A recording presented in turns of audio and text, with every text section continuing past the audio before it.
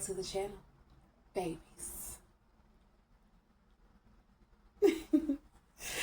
So today I am here to talk to you about simple, easy ways to transition from the streets or from the fast life. Now, this video is not going to be specific because I know there are situations that brought you to that lifestyle.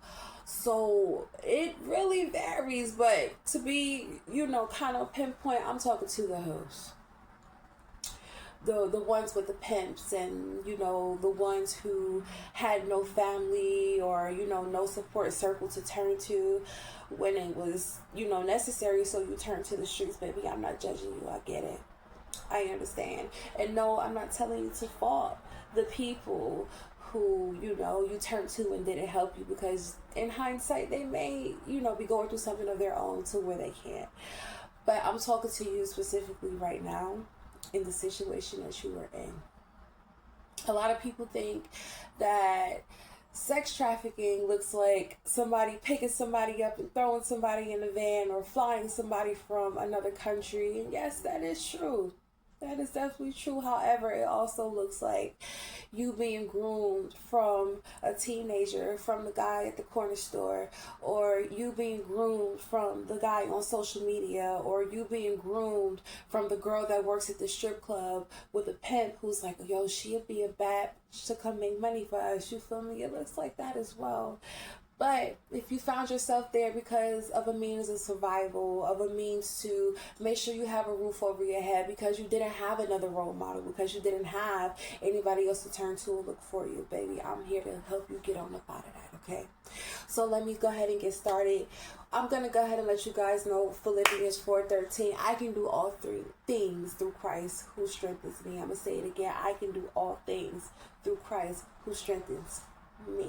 Okay, so it doesn't matter if you don't believe in God or you do believe in God. Whoever you believe in, your higher power, surrender, baby. That's going to be number one. Number one is you absolutely have to believe that you can get on up out of there and be okay. You have to shed the layers of wanting, the things that come with the fast life. Yes, you're going to have to walk away from the Benz and the BMW and the whatever, until you can be able to provide that for yourself, if you know what I mean. Because it's a little bit more gratifying when you actually get it out the mud in a positive way. Catch it. In a positive way, rather than you selling your soul short or taking away from your purpose. You feel me? To get it. They'll come back. Anything that you lose as you transition out of that life will come back to you, I promise you. As long as you're doing it in a good way. It's going to come right on back. So number one is definitely going to be to believe. Going into number two is going to be resource your resources. This is going to be one of the most important things you need to do to get away from whatever it is that has you bonded and chained. Whether that's a pimp, whether that's drug addiction, whether that's, being the black sheep, or, feeling isolated or feeling alone or what have you. You're gonna resource your resources. A lot of people think that going to social services is just the resources. Do that too, because that's how you're gonna get your SNAP and your cash assistance or whatever the case may be. That will absolutely help. I'm not saying go take advantage of the system or whatever the case may be. It's not what I'm telling you to do. But I'm telling you to actually go get the things that are resourced for you, that are available for you to get. These people get paid by the state and by the country to provide these resources for you so that you can have a better life and for you to have that stepping stone to get out of the streets. You know what I mean? Catch it. So even if social services say, hey, because I've been in a situation where they told me, look, bitch, kick rocks. We can't do nothing for you, kick rocks. But I'm just trying to do better for my life. We can't help you, kick rocks. What I want you to do next is I want you to actually go on Google or whatever search engine you have and look up all the local nonprofits in your area. Do the legwork. Call these places. Explain your story. Explain who you are, what you're trying to do. Now, you will get a few no's. You will run into the, oh, we don't have funding. Oh, this, oh, that. But you will run into a yes. I promise you. It's not easy. But it's just a little time consuming, and it could be a little difficult because while you're in that state of anxiety, you're just dealing with the social workers who don't want to social work, and that's okay because you will find one that is going to help you. I promise you. Keep in mind, just as long as you are doing the right thing, these things will come to you, babies, okay? Yeah.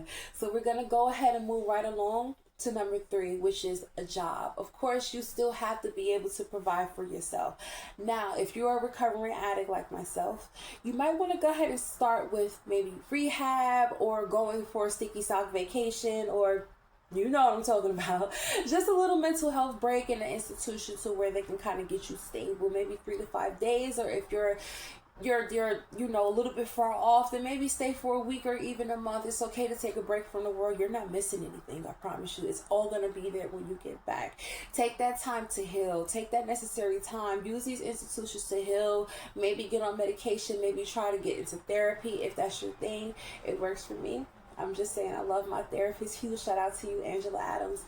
And, use that to build yourself back up. Use that as a stepping stone to kind of get you away from the streets.